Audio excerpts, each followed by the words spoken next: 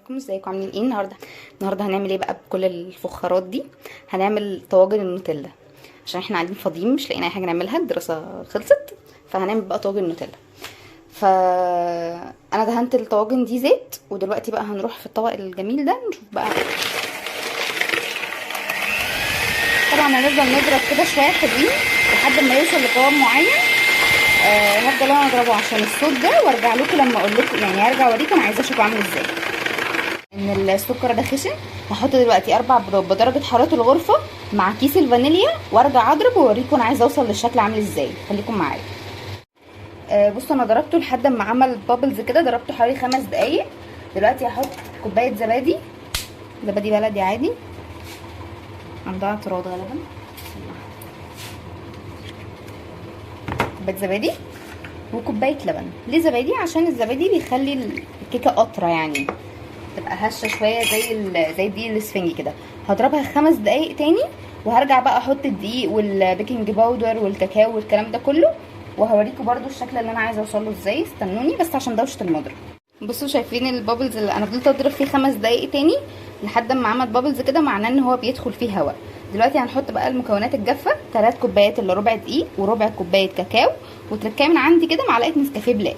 يبقى احنا استخدمنا 4 بيضات، كوبايه زيت، كوبايه ونص سكر، 3 كوبايات دقيق وكاكاو، ومعلقه نسكافيه، وايه كمان، وفانيليا طبعا، وكيك شيف. كل حاجه ليها خطواتها طبعا زي ما وريتكم. دلوقتي هحط الكيك شيف، كل المكونات الجافه مع بعض، وهنقلب بقى ايه على اقل حاجه، عشان ده لو يعني كده هيغرق المطبخ كله دقيق. هنفضل نقلب بالراحه. تمام. متنسوش لو بتشوفوا القناه لاول مره تفعلوا زر الجرس وتعملوا سبسكرايب للقناه، وتكتبوا لنا في الكومنتات نعمل لكم اكلات ايه تاني.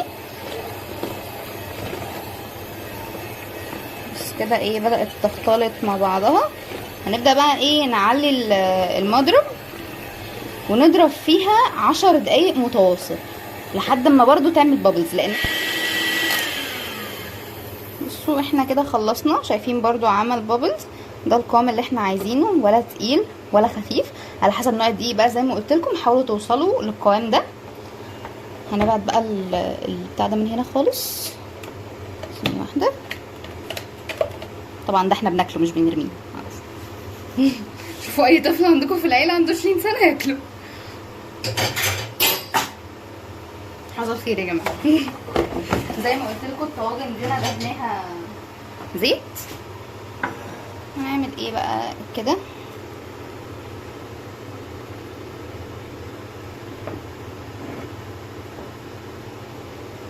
انا ممكن نشوف حل احسن من ده شويه، بس ما علينا. يعني ده اللي احنا عايزينه، لحد قبل الاخر بصباع مثلا او بعقله، بصباع ايه، بعقله كده، عشان لسه هيعلى. نص الطاجن بس، ماما بتقول من بره نص الطاجن بس. هنملى كل الطواجن بالشكل ده، وهدخلوها في صينيه او في صاج. ماما ما تدخلوهاش الفرن كده، بتقعد في الفرن. انا بصوا دي كده الكميه اللي عندي، انا كده خلاص خلصت يعني. هحطهم دلوقتي في الصاج. بصوا بصراحه لا اخفي عليكم سرا، انا قلقانه عشان انا اول مره اسوي في الحاجات دي، بس خير ان شاء الله، ولا هيحصل اي حاجه طبعا، معروفه. ايه ليكوا واثقين من نفسكم كده. ده الصاج اللي احنا هنحط فيه. هنزق الحاجات دي كده، بسم الله، ما نوقعهاش بس عشان نزق حاجه. هناخدهم نحطهم في الصاج كده. زي ما قلت لكم هنسيب مساحه عشان هي اكيد هتعلى.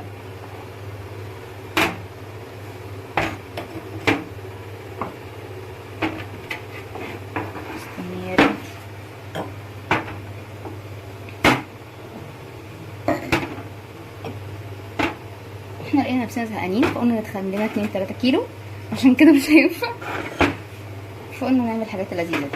ماما قالت انه ما ينفعش يكون في اي ميه في البتاع ده، عشان دول ممكن يفرقعوا.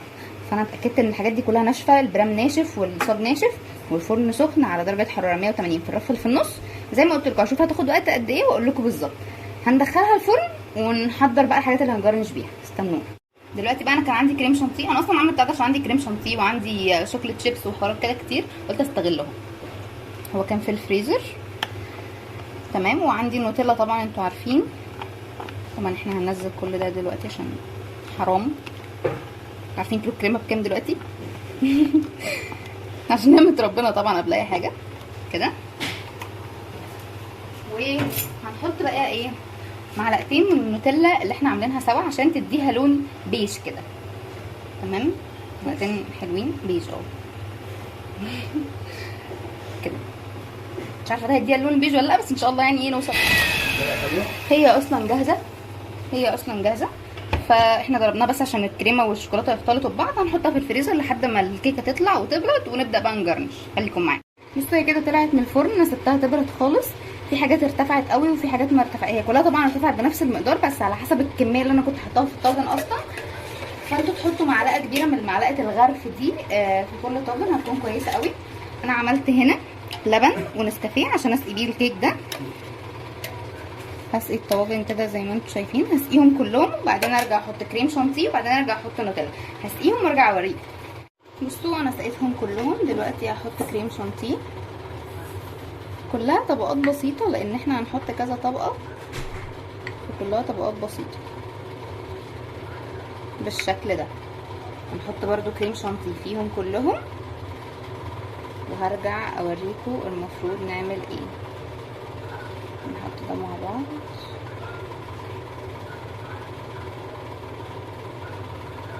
بالشكل ده، هحطهم كلهم وارجع اوريكم ونحط النوتيلا ازاي.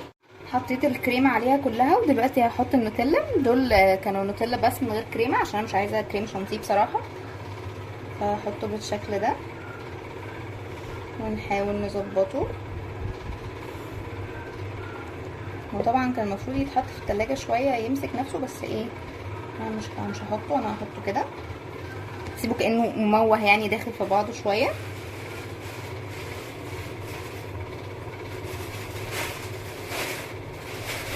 كده بالمنظر ده. تمام، هكمل بقيه قامت الصلاه. بصوا حطيت النوتيلا زي ما قلت لكم، عملت لها شكل كده مموه بخله السنان. دي شوكولاته مبشوره هحطها هنا على اللي هو بالنوتيلا بس كده بشكل عشوائي جدا. طبعا الجو حر جدا فهي عماله تمسك في ايدي، بس مش مشكله هنظبط كل ده كده كنوع من انواع الجرنشه بس. وهنا برضو عشان هم اخواتي عايزين كل التوبينجز اللي عندنا فهحطها له كده.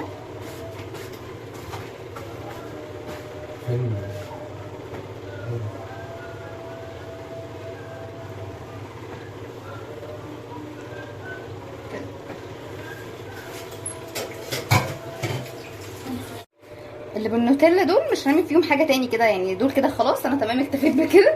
دول بقى هنرش عليهم شويه سبرينج رولز كده.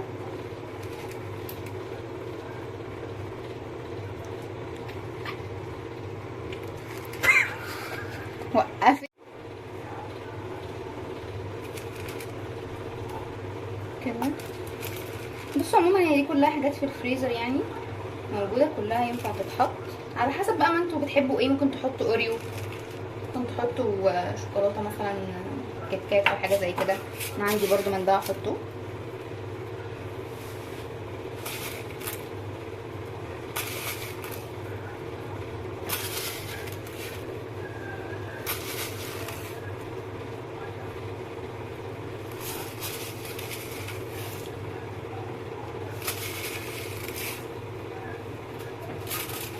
بس كده، وده كان المنظر النهائي. خلصناها، حاجه سهله كده وسريعه تتعمل بسرعه عشان تحلوا بيها في اخر الليل زي ما قلت لكم تخنوا 2-3 كيلو. بس كده، لو عجبكم الفيديو ما تنسوش تعملوا لايك وسبسكرايب للقناه وتفعلوا زر الجرس عشان يوصلكم كل جديد. باي باي.